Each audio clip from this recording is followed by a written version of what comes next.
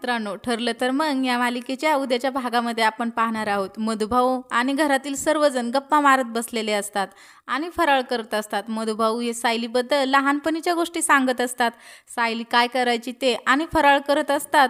गप्पा मारत मारत सर्वांचे फराळ झालेले असतात।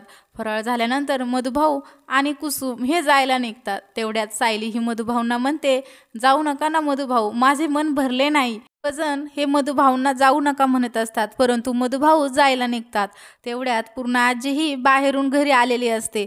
पूर्णा आजीला मधुभाऊला पाहिल्यानंतर खूप राग आलेला असतो। पूर्णा आजी ही अर्जुनला विचारते की आपल्या घरामध्ये नवीन पाहुणे आले आहेत, हे मला सांगितले का नाही असे विचारू लागते, परंतु अर्जुन आणि घरातील बाकीजण हे पूर्णा आजीला उत्तर देत नाही।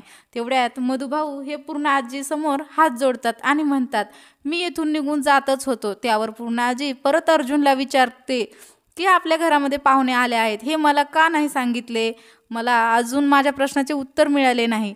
अर्जुन आणि सायली पूर्णा आजीची समजूत घालणार का, किंवा पूर्णा आजी ही अर्जुन आणि सायलीची मजा घेत आहे का, हे पाहणे रंजक ठरणार आहे। असेच मालिकेचे भाग बघण्यासाठी आपल्या चॅनलला सबस्क्राईब करा।